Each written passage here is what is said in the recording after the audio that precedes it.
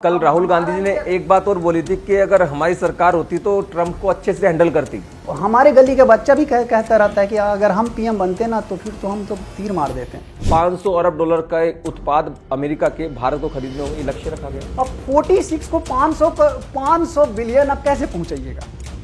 या तो अलाउद्दीन का चिराग घसीए।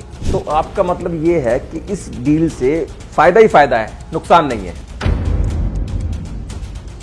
जो ऑपरेशन सिंदूर हुआ पीछे, ट्रंप भी ये सामने आकर बोलते हैं कि मेरे कारण ये युद्ध रुका है। अब सोचिए ना, ट्रंप अब अभी तक कितना, मेरे ख्याल से 30 या 32 बार बोल चुके हैं। आप कभी एक बार बोल कि एक घर में मैंने एक सांप देखा, फिर अब 4 दिन के बाद कि नहीं उसमें 10 सांप था।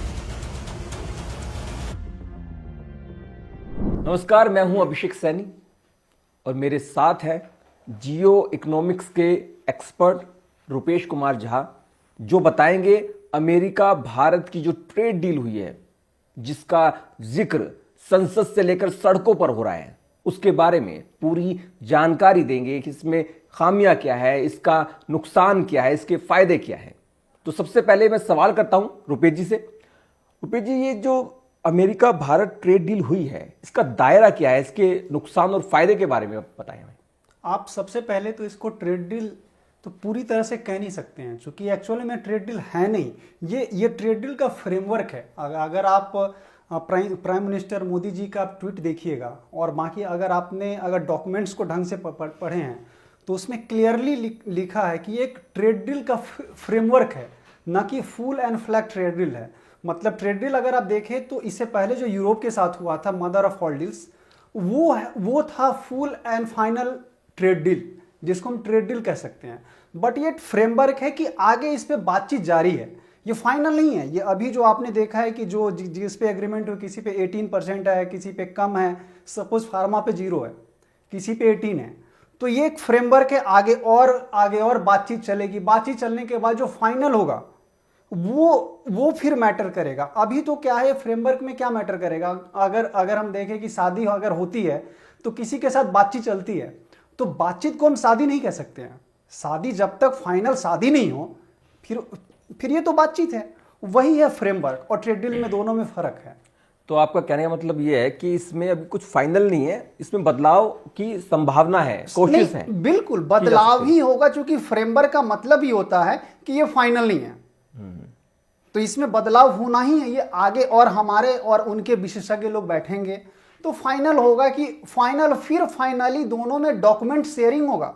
कभी देखिएगा ट्रेड डील जब होती है तो उसमें फाइनल डॉक्यूमेंट शेयरिंग होती है, गवर्नमेंट ऑफ इंडिया की तरफ से भी और जो अपोजिशन पार्टी है उनकी तरफ से भी, फिर उसका हैंडशेकिंग होती है। बट इसमें ऐसा कुछ हुआ नहीं है चीजें। अच्छा, ये बताइए, जिस तरीके से ये बात भी सामने निकल कर आई है कि जब ये अमेरिका भारत की जो ट्रेड डील हुई है, उसके बाद भारत ने रूस से तेल खरीदना बंद कर दिया, ये क्या दबाव मानते हैं? अमेरिका का दबाव है क्या भारत पर? नहीं, भारत का अगर गवर्नमेंट ऑफ इंडिया का जो स्पोक्स पर्सन है या हमारे जो वाणिज्य मंत्री है पीयूष गोयल, उन्होंने कभी नहीं कहा कि इंडिया ने रसिया के साथ क्रूड ऑयल खरीदना बंद कर दिया है। दोनों में फर्क है। आप मीडिया ने क्या चलाया वो अलग मैटर है, यूएसए ने क्या बोला वो अलग मैटर है। लेकिन जब तक हम आधिकारिक रूप से गवर्नमेंट ऑफ इंडिया ना कह दे कि हमने रसिया के साथ क्रूड ऑयल खरीदना बंद कर दिया, तब तक आप इसको बंद मत मानिए। अच्छा, बिल्कुल, ये न्यूज है। जी जी। अच्छा, ये बताइए, जिस तरीके से हम सबने देखा कि पिछले दिनों अमेरिका ने जो टैक्स लगाए भारी भरकम, पहले 25%, फिर उसको बढ़ाकर 50 कर दिया, तो उससे और उसके बाद अब जो ये ट्रेड डील हुई है उसके बाद 18%, मतलब घटाकर 50% से 18% कर दिया, तो इससे भारत को फायदा होगा या मानते हैं, या नुकसान? देखिए, एक्चुअली आप अमेरिका की पॉलिसी को समझिए। अमेरिका में क्या है ना कि जब रिपब्लिकन आते हैं तो वो लोग जो है ना कि टैरिफ पे खेलते हैं कि सब पे टैरिफ लगा दिया। इससे पहले भी ट्रंप आया तो वो रिपब्लिकन है जी। लेकिन जब डेमोक्रेट आते हैं ना तो सैंक्शन पे खेलते हैं कि इस पे सैंक्शन लगा दिया, उस पे सैंक्शन लगा दिया। तो अभी चूंकि रिपब्लिकन्स है तो ये टैरिफ खेलेंगे। और मतलब टैरिफ अगर आप देखें तो ऐसा नहीं सिर्फ इंडिया पे लगाया, पूरे वर्ल्ड में जितने भी कंट्री है सब पे लगा है टैरिफ। लेकिन अगर हम इंडिया की टैरिफ देखें तो सबसे कम है, सबसे कम है, राइट जी। तो फिर और अगर हम दूसरे पॉइंट ऑफ व्यू से देखें तो टैरिफ लगा तो इंडिया पे टैरिफ आप उसको देखें, अगर आप उस सेंस में देखें तो समझ में आएगी, लेकिन टैरिफ एक्चुअली वो अमेरिकन जनता पे लगा है। ओके। प्रोडक्ट अगर मैं यहां से भेजा तो हम पे तो पैसे नहीं लिए ना, वो प्रोडक्ट में टैक्स लगा दिए एक्स्ट्रा, तो अल्टीमेटली जो प्रोडक्ट वहां पे 10 रुपए का है वो 12 रुपए में बिकेगी, वो 20 रुपए में बिकेगी। तो अल्टीमेट टैरिफ तो अमेरिकन जनता पे है, मतलब जनता से और भी ज्यादा कर वसूला जा रहा है, तो एक्चुअली वो अमेरिकन के लिए नुकसान है। हमारा तो प्रोडक्ट, चूंकि अमेरिका कुछ बनाता ही नहीं है। नहीं, तो फिर भी इसमें, इस डील में एक और ऐसा क्लॉज है कि 500 अरब डॉलर के उत्पाद अमेरिका के वो भारत को खरीदने होंगे। भारत का लक्ष्य, ये लक्ष्य रखा गया उस में, उसका क्या अभी आपको आप अगर अभी आपने बोला कि अमेरिका कोई प्रोडक्ट नहीं बनाता, तो फिर उस लिहाज से ये कैसा है कि 500 अरब डॉलर का उत्पाद अमेरिका के भारत को खरीदने होंगे, ये लक्ष्य रखा गया है? हाँ बिल्कुल, मैं आपको वही समझा रहा हूं।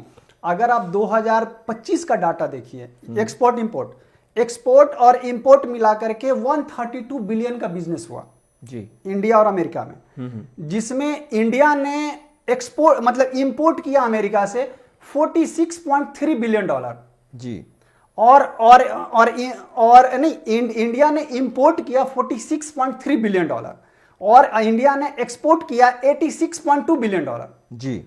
तो अगर हम देखें कि 46 को 500 बिलियन डॉलर पे पहुंचाना, आपको लगता नहीं है कि ये डोनाल्ड ट्रंप जैसे ट्वीट करते हैं उनको लगता है कि ऐसे हो जाएगा? आप कैसे करिएगा?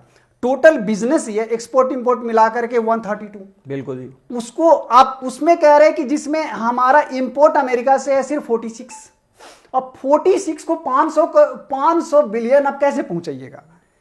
या तो अलाउद्दीन का चिराग घसीए, आप कैसे? इंडिया अकेले तो कर ही नहीं सकता, पॉसिबल ही नहीं है। या तो आप एक चीज समझिए, सबसे बड़ी बात है कि डोनाल्ड ट्रंप ट्वीट क्या करते हैं वो अलग मैटर है, लेकिन एक्चुअल में डील पे क्या लिखा अलग मैटर, वो तो फिजिबल ही नहीं है ना। हम किसी से अगर आपको हम बोले कि आप 1 रोटी आज खाते हो, हमेशा खा रहे हो, हमारे को बेटा तुमको कल से 10 रोटी खाना है, आप कैसे खाओगे? हाँ, बिल्कुल सही बात है। वो नियर टू इम्पॉसिबल है। या तो उस डील में ही होगी कि भैया ये 20 साल का है कि टारगेट है कि इंडिया और अमेरिका बिजनेस करेगा 500 करोड़ का, वो समझ में आती है कि 20 साल 25 साल के बाद क्या होगा क्या पता। बिल्कुल बिल्कुल। 46 को 500 करोड़ के कैसे पहुंचाइएगा? लेकिन विपक्ष लगातार ये आरोप लगा रहा है कि जिस तरीके से ये ट्रेड डील हुई है, जी। उस ट्रेड डील से जो देश का किसान है वो बर्बाद हो जाएगा, उसके हित में कुछ नहीं आएगा। इस पर आपको क्या जी? पहले तो आप इसको डील मत कहिए, ये एक्चुअली डील नहीं, ये फ्रेमवर्क है। फ्रेमवर्क मतलब ऑनगोइंग बातचीत, ठीक है। तो और उसके बाद अगर हम देखें तो इंडिया ने पूरा कृषि प्रोडक्ट, हमारे पोल्ट्री, हमारा जो मछली वाला है, हमारा जो सब्जी, सब प्रोटेक्टेड है। उसमें सिर्फ 1-2 पॉइंट से आई थिंक मक्का या कुछ जिसमें पशु आहार है उसको बोला गया है कि हम इंपोर्ट करेंगे, उसमें भी टर्म एंड कंडीशन बहुत सारे हैं। तो ये मीडिया क्या बोल रही है, विपक्ष क्या बोला, लेकिन आप डॉक्यूमेंट में देखिएगा तो हमारे कृषि, हमारे फिशरी उद्योग, हमारे पोल्ट्री उद्योग और हमारा जो डेयरी प्रोडक्ट्स है वो सब प्रोटेक्टेड है। इंडिया ने कभी भी अपने कोर इंटरेस्ट से समझौता नहीं किया है, क्योंकि आप डॉक्यूमेंट देख लीजिए, मतलब किसने क्या बोला वो मैटर नहीं करता, मेन है कि डॉक्यूमेंट में क्या लिखा है वही मैटर करेगा। और उसके साथ ये एक्चुअली ऑन गोइंग है, तो ये तो ऑन गोइंग ही रहेगा। रुपेश जी, आपने अभी फिर से वही बात कही कि फ्रेमवर्क और जो चीज बदलाव वाली बात, ये सब, लेकिन विपक्ष इस पे लगातार ये दावा कर रहा है कि इसमें दबाव की बात है। क्योंकि कल भी मैं एक स्टेटमेंट सुन रहा था, लोकसभा में बोल रहे थे राहुल गांधी जी, उन्होंने कहा कि इस ट्रेड डील में जो ट्रेड डील हुई है वो दबाव के कारण हुई है, क्योंकि जेफरी एस्टीन जो फाइल जो उनमें मोदी जी का नाम निकल कर आया है, उसको लेकर कहीं ना कहीं दबाव बना भारत पर, मोदी जी पर, और ये ट्रेड डील की गई। क्या कहते हैं आप? नहीं, आप एक्चुअली अब दबाव की बात करें तो डोनाल्ड ट्रंप ने तो अगस्त में ही बोला था कि मैं इंडिया को 7 डे का टाइम दे रहा हूं कि वो डील करना है, उसके बाद मौका हाथ से निकल गया। दबाव होता तो यूएसए का तो हम उस समय ही कर लेते। इट मीन्स इंडिया उसमें ही बोला था हम डील तभी करेंगे बातचीत निगोशिएशन होने के बाद जो हमारे हित में हो। तो अभी हमारे, अब सोचिए कोई अमेरिका का प्रेसिडेंट बोल रहा है कि 7 डे का टाइम है, इवन उनका जो मतलब ये पीट हेक्सन है, तो उन्होंने बोला था कि मोदी आकर के सॉरी बोलेगा उसके बाद डील होगी। अब कैसे डील हुआ? किसी ने कुछ बोला ही नहीं। आपको ये चीज समझना पड़ेगा, जो भारत के हित में होगा। आप गुजराती माइंडसेट को समझते नहीं है। जी जी। मतलब हम आप गलत कर सकते हैं, वो भारत के हित में जो नहीं होगा वो नहीं करेगा। किसी ने आज तक ये उम्मीद नहीं किया था कि राम मंदिर बने, पॉसिबल था, सोचा भी नहीं था। किसी ने ये सोचा था कि धारा 370 हटेगा, लेकिन वो गुजराती माइंड, बिना एक ब्लड गिरे, सबसे भारतीय खून अमूल्य है, तो मतलब एक भी ब्लड गिरे बिना हो गया काम। और ये डील भी, दबाव की बात तो भूल जाइए, क्योंकि अमेरिका क्रेडिबिलिटी उसकी नहीं है बस ही।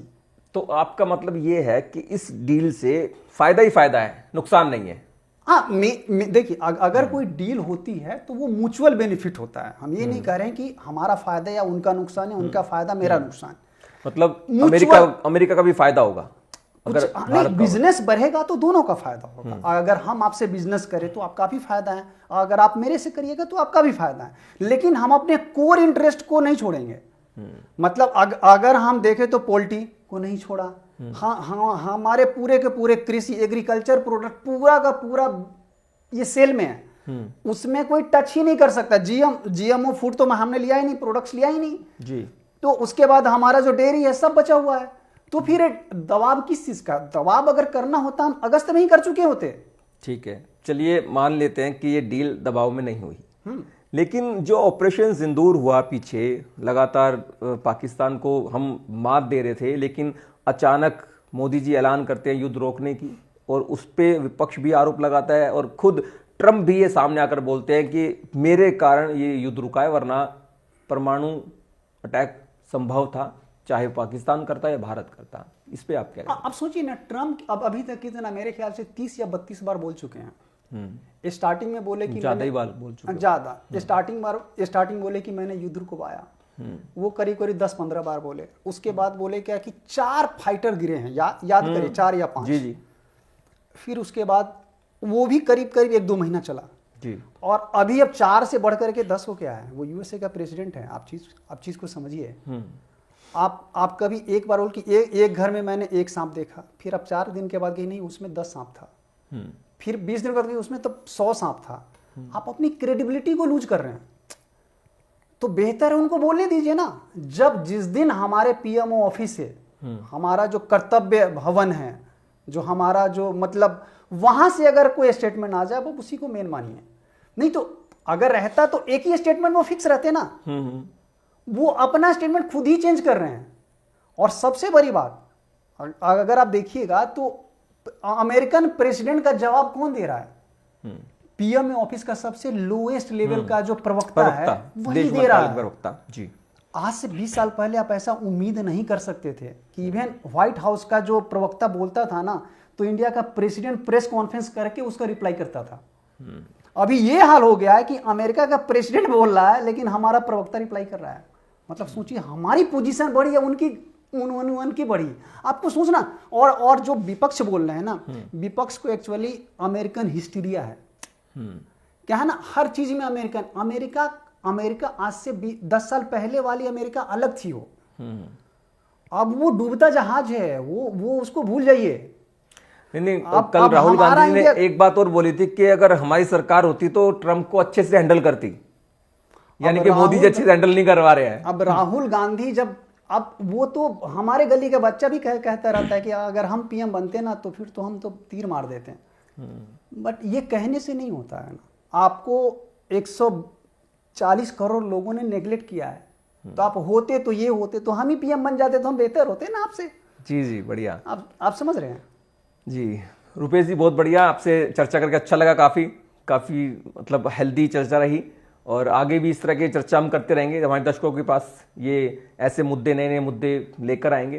बहुत बहुत शुक्रिया आपका, बहुत आपका स्वागत है इस चर्चा में जुड़ने के लिए। जी नमस्कार।